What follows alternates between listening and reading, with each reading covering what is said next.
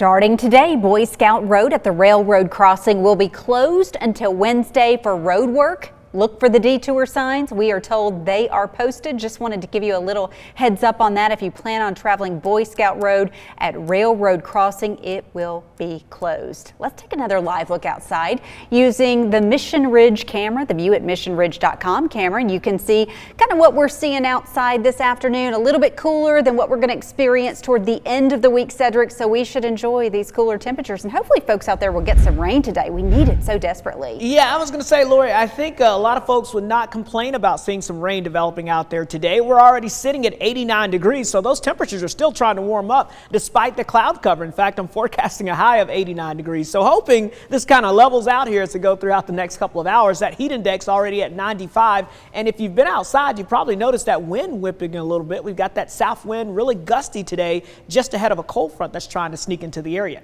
Let me show you your temperatures. 90 in Dayton, 86 degrees in Athens, 80 in Blue Ridge, 81 in Murphy, 88 degrees in Cleveland, 87 Dalton, 88 Fort Payne, and 83 degrees currently in Altamont. Let's get right to the radar because that's beginning to get a little more active this afternoon, and I expect more of this as we go throughout the next few hours. But you can see most of us are quiet right now, but right along the Cumberland Plateau now, we're seeing some downpours developing here, even some flashes of lightning beginning to develop with this activity moving into portions of Grundy County, now trying to make its way into portions of Sequatchie County. But you can see some downpours scattered in nature, but this stretches down as far south as places like Monteagle over towards Tracy City, seeing some of those downpours. Again, mainly just some rain down here towards the south, but as you get north of Coalmont up towards the Grootley Lager area there, you're seeing some rumbles of thunder and a couple of flashes of lightning, but only about 5 strikes in total. So this activity is just getting going, but you can see we've got a front and a disturbance riding along and just ahead of this front. It's down here in Mississippi. If you look closely, you see a little bit of a swirl there. That's the actual disturbance,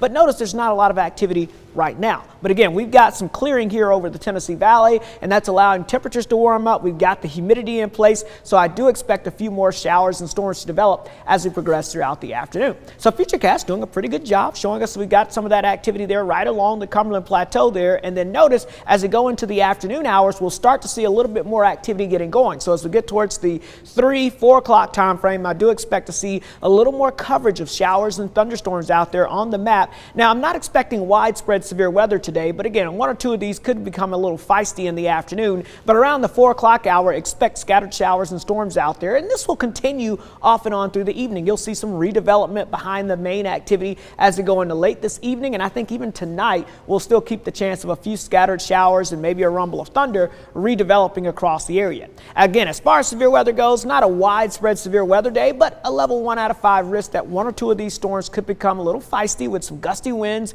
heavy downpours, and of course we're going to be looking at that frequent cloud to ground lightning as we have those very summer-like conditions out there.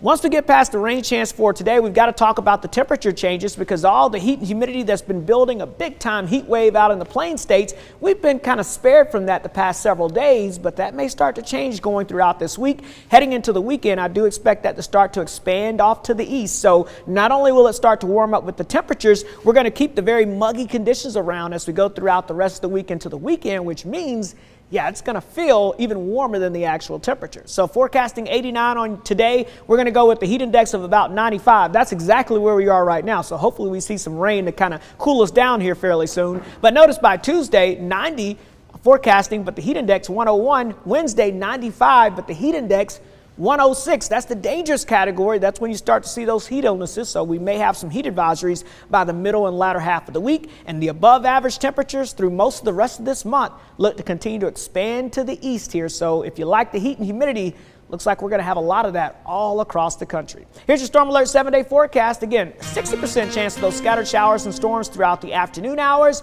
Those will taper off throughout the rest of the week as the temperature, look at that, Lori, by the weekend, pushing near 100 degrees. We need to find a pool to sit by this weekend, or maybe sit in, Cedric. It's going to be a hot one. I like to sit in the pool. Yeah, I prefer that too, especially when the temperature is 99 degrees. Okay, we'll check back with you in just a little while.